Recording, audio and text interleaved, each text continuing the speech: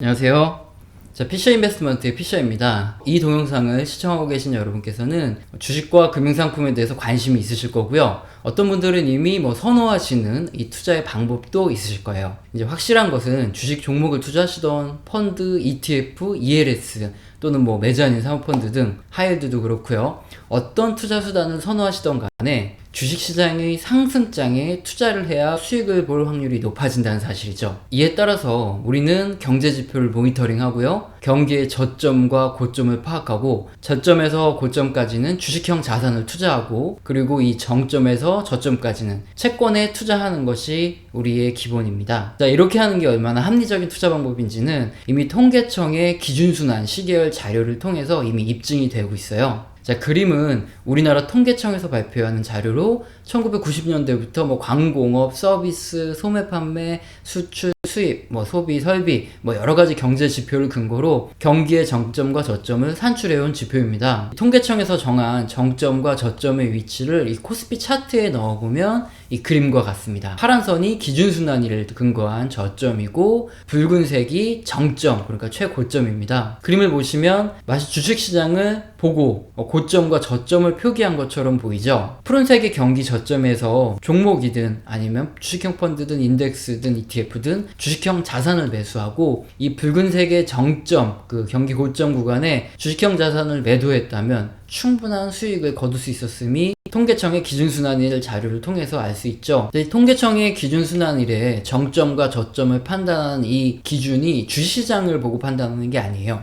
지금 보여드리는 그림 보시면 광공업 생산지수, 서비스 생산지수, 소매 판매액 등 그림으로 보여지는 이런 경제 지표를 기준으로 경기의 정점과 저점이 결정되는데요. 그림에 나오는 대다수 지표들이 이 지속적으로 둔화하다가 회복되는 국면에 들어서면 이 시점이 경기의 저점이구나 이렇게 판단을 해서 저점으로 결정하고요. 반대로 보여드리는 대다수 지표들이 전월 대비 계속 상승하고 강한 추세를 보이다가 점점 하락해서 꺾여 내려가는 시점 있죠. 그때를 경기의 고점, 이 정점으로 결정을 합니다. 지금 보여드리는 이 경제 지표를 보고 정점과 저점을 정했는데 이 주식시장의 저점과 고점과 기가 막히게 일치를 하더라는 겁니다. 자, 그래서 이 주식형 자산들의 매수, 매도 타이밍을 결정할 때 이 가장 중요한 것은 경제 지표들을 파악하는 것이 무엇보다 중요하다. 이것이 이미 입증됐다는 것을 알 수 있죠. 자, 그리고 이 보여드렸던 이 경제 지표들이 대부분 우리나라의 수출 경기와 연관성이 크다는 사실도 있습니다. 해당 지표들 우리나라의 수출액이 증가할 때 좋아지더라. 이런 것들도 많이 알아두셔야 되죠. 그래서 제가 이 수출액을 중요하게 보는 겁니다. 재밌죠? 유명한 전문가라는 무슨 PB부터 해서 인터넷에 떠도는 전문가라는 자칭 그런 분들 많으시죠. 이런 분들의 촉이나 이런 분들의 의견을 따르시겠어요? 아니면 민간 지표라 그러죠. 그래서 객장에 아이를 업은 어머니가 찾아오신다거나 아니면 주변에 온통 다 주식 얘기만 한다. 택시를 타던 구두를 닦으러 가던 누구나 다 주식 얘기를 한다. 그럼 그게 고점이다. 이런 민간 지표를 활용해서 얘기하시는 분도 계신데 증권사 객장에 전광판을 남겨둔 곳도 있지만 대부분의 증권사는 지금 객장에 전광판도 없고 그리고 주식 하시는 분들은 항상 주식 얘기하니까 이런 민간 지표를 믿으시겠습니까? 아니면은 확실하고 명확한 이런 경제 지표들을 통해서 주식의 고점 그리고 저점을 한번 확인해 보시겠습니까? 자, 먼저 성실하게 경제 지표를 모니터링 해드리겠습니다. 이게 단기적으로 미국부터 우리나라 이 증시들이 전부 하락을 하고 있죠. 자, 이럴 때 어떤 경제 지표들을 봐야 하고 심리적으로 어떻게 해야 되는지 이 부분에 대해서 오늘 설명을 드릴 건데요. 이렇게 주식시장이 흔들릴 때 가장 핵심이 되는 지표들을 먼저 체크를 해 보셔야 돼요. 지금 이 주식시장이 하락을 하는데 이게 추세적으로 계속 떨어질 것인지 아니면 일시적인 것인지를 판단해야 하기 때문이죠. 자, 가장 먼저 봐야 될 거는 미연준의 기준금리 결정인데요. 자, 각국의 중앙은행들의 최대 임무는 인플레이션을 조절하는 겁니다. 경기가 과열되어서 물가 상승률이 너무 높아지기 전에 기준금리를 이렇게 올려서 통화량을 이렇게 조절하는 겁니다. 기준금리를 올리면 시중의 통화량이 은행으로 흡수되죠. 그래서 물가 상승률이 낮아집니다. 이것을 이용해서 물가 상승률이 높아지기 전에 각국의 중앙은행은 기준금리를 단계적으로 인상해서 이 인플레이션을 통제하죠. 하지만 이 기축통화를 보유한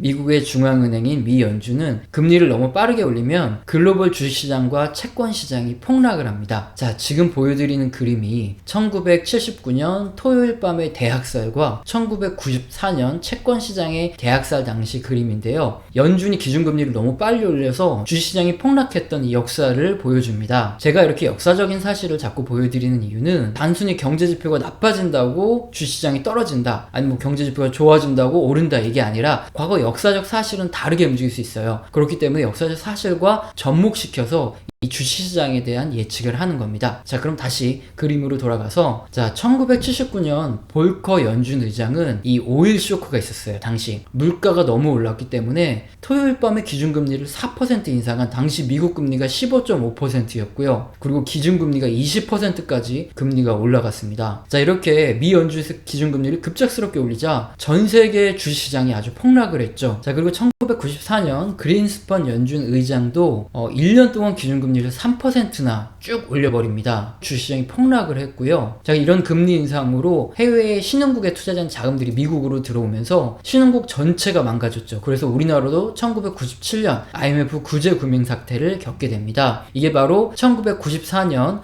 미 연준의 기준금리 인상으로 인한 채권시장 대학살, 이 당시의 모습입니다. 자, 이렇게 미 연준이 기준금리를 너무 빠르게 올리면 이 주식시장과 채권시장이 붕괴되는데, 특히나 신흥국에 있는 주식시장이 더 크게 망가지게 되는 거죠. 그래서 2000년대 이후부터는 이 미 연준 중앙은행은 시장과 최대한 소통하면서 금리를 조절을 하고 있습니다. 자, 이런 역사적 사실을 알기 때문에 우리는 우리나라 한국은행의 기준금리보다 미국 연방준비은행 미 연준의 기준금리 결정에 확실히 좀 더 집중을 하는 거죠.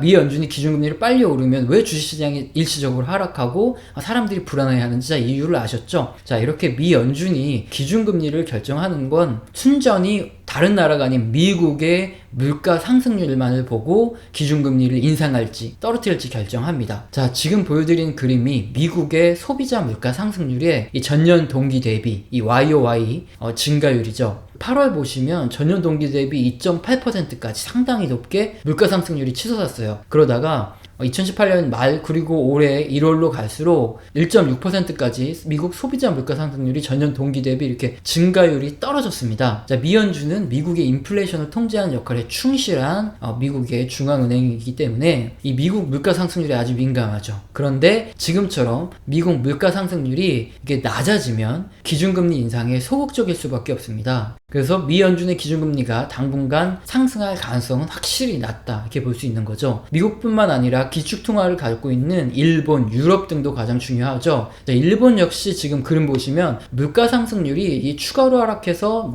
전년 동기 대비 0.2%밖에 지금 상승을 안 해요. 그렇기 때문에 일본 중앙은행은 기준금리를 마이너스 0.1% 그리고 연간 국채 매입을 80조 엔으로 유지할 가능성이 상당히 높습니다. 완화적인 정책을 펼치고 있는 거죠. 그리고 유로존의 물가 상승률 보시면 역시나 전년 동기 대비 2.2% 이상으로 올랐다가 현재 1.4% 수준으로 떨어졌어요. 그래서 ECB 유럽 중앙은행은 욕한 게 아닙니다. ECB 유럽 중앙은행은 민간 부분을 타깃으로 이렇게 은행 장기 대출 프로그램이라고 하는 TLTRO를 실시할 가능성, 한마디로 완화적인 정책을 펼칠 가능성이 더 높죠. 글로벌 주식시장 그리고 특히 신흥국에 영향을 크게 미치는 주요 국가들의 중앙은행이 낮은 물가 상승률로 인하여 국채 매입 등 추가적인 완화 조치를 취할 가능성이 아주 높은 상황이죠. 신흥국 증시의 중요한 첫 번째 미 연준의 기준금리는 물가 상승률이 낮아서 동결하거나 아니면 올리지 않을 가능성이 높기 때문에 이 부분은 주식시장이 긍정적이죠. 특히 우리나라와 같은 신흥국, 우리나라 증시에는 상당히 우호적으로 흘러가고요.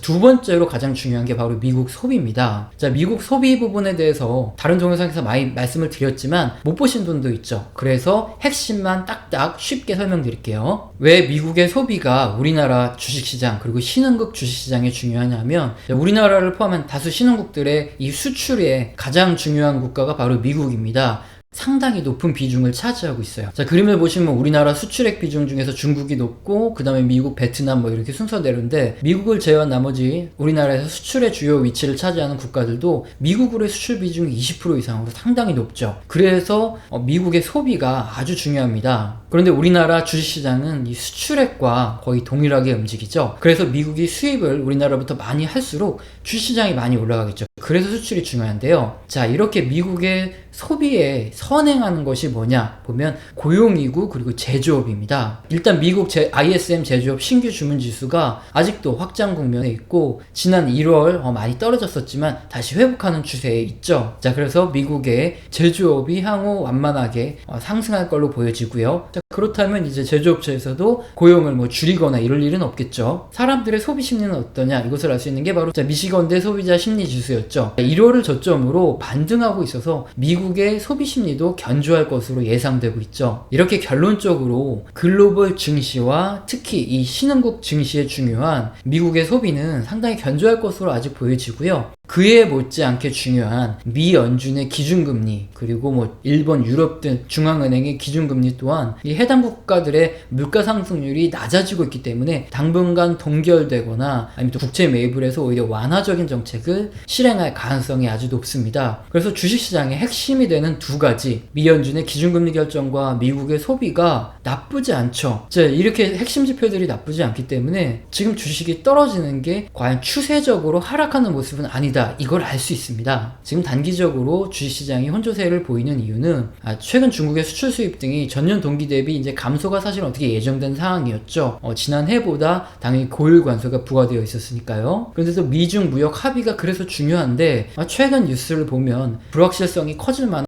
이 뉴스들이 또 많았고, 이에 따라서 글로벌 증시가 이렇게 하락한 겁니다. 자, 이렇게 단기적으로 우리나라 그리고 미국의 주식시장이 하락하는 모습을 보이면 불안한 마음이 드실 거예요. 지난 2018년 10월과 같이 다시 주식시장이 하락하는 거 아니야? 상승했을 때 다 팔 걸 그랬나? 이렇게 마음이 흔들리고 불안하실 거예요. 좀 일희일비한다 이렇게 표현을 하는데, 주식형 자산을 투자하시다 보면 정신력이 많이 약해집니다. 주식시장이 오르다 이렇게 떨어지면 팔 걸 그랬나? 더 떨어지기 전에 팔고 저점에서 다시 사볼까? 뭐 이렇게 후회하고 걱정하고 막 이런 것들을 반복하게 돼요. 주식시장이 조금만 오르면 또 언제 그랬냐는 듯이 또 기분이 좋아지고 무한정 오를 것 같아서 설레고 이렇게 되는 거죠. 자, 이렇게 슬프고 기쁘고가 반복되는 조울증 증세가 반복되면, 자, 주식시장 말고도 삶에 중요한 희노애락이 있는데 이것들은 전부 다 잊은 채 온통 주식시장에 의해서만 기분이 좌우되는 자기 자신을 발견하게 됩니다. 반복되는 주식시장의 하락에 도저히 안 되겠어, 뭐 손실을 보든 말든 다 팔고 나오자, 이러다 내가 이상해지겠어, 이렇게 마음을 먹은 순간 그 다음날 손실을 보든 말든 뭐 주식형 자산 아니면 ETF 등을 전부 다 팔고 나오죠. 그러고 나서 그 순간에는 마음이 후련해지는 것을 느끼지만 그게 또 잠시뿐입니다. 우연하게 주식시장을 보게 됐는데 내가 가지고 있던 종목이 딱 확 올라요. 또 그러면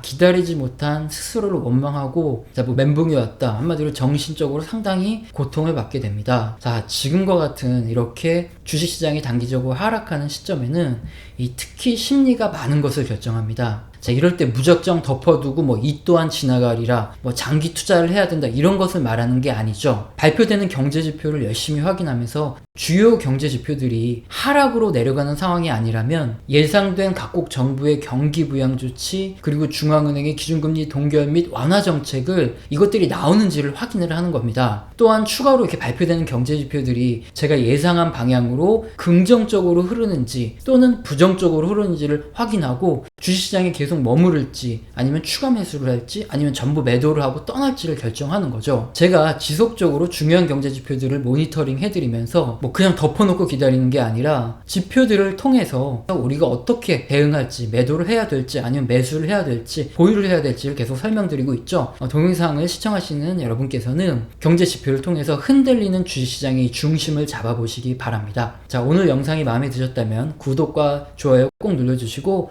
지속적으로 시청해주시면 감사드리겠습니다. 감사합니다.